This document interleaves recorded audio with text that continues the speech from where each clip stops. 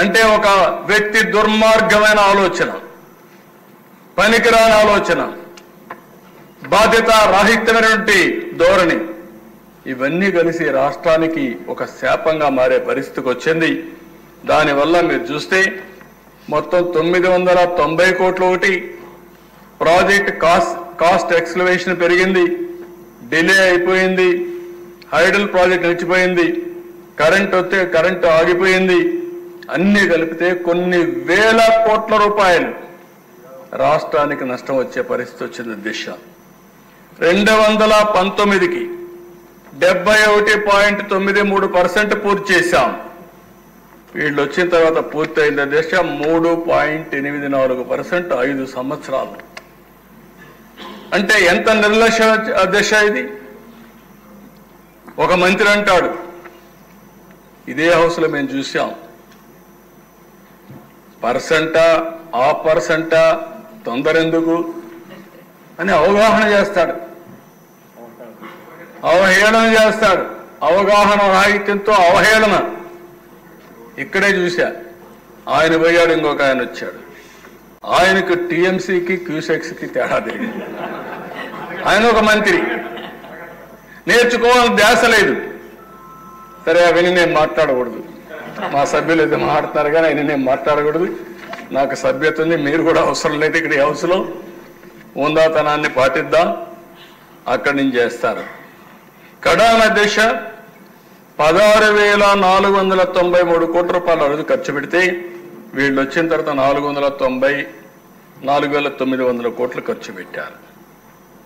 పోలవరం పూర్తయి ఉంటే దిశ 194 టీఎంసీ నీళ్లు మనం పొదుపు చేసుకునేవాళ్ళం, రిజర్వాయర్లో నీళ్లు నింపేవాళ్ళం. దీనివల్ల దిశ ఫ్లడ్ వాటర్ కూడా మనకి ఎక్కువ ఫ్లడ్ వాటర్ని డైవర్ట్ చేసుకునేవాళ్ళం. ఈరోజు ఫ్లడ్ సీజన్లో దగ్గర కృష్ణా డెల్టాకే 100 టీఎంసీ నీళ్లు, రేపు రాబోయే రోజుల్లో ఇంకా ఎక్కువ నీళ్లు తీసుకొచ్చి Krishna delta, eastern delta, western delta రెండు కూడా ఇదవుతుంది.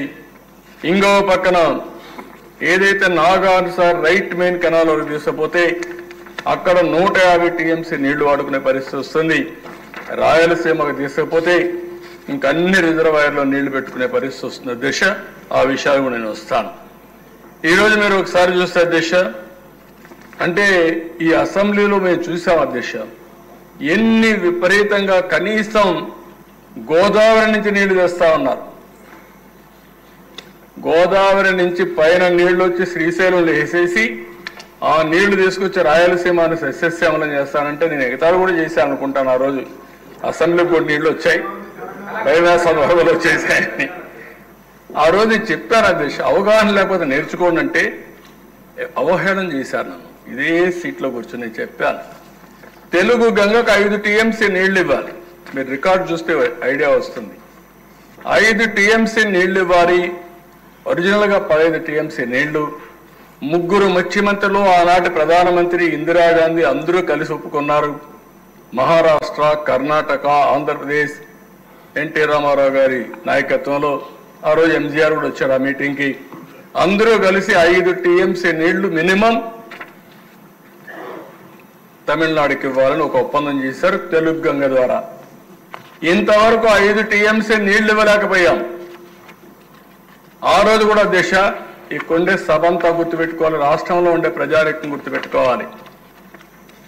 నీళ్లన్నీ అండర్ గ్రౌండ్ లో తీసుకుపోవాలని పైప్ లైన్ వేసి తెలుగు గంగ ఒరిజినల్ ప్రాజెక్ట్ వచ్చి శ్రీశైలం నుంచి అండర్ గ్రౌండ్ లో తమిళనాడుకు నీళ్లు ఇచ్చే కార్యక్రమం 15 టీఎంసీ నీళ్లు.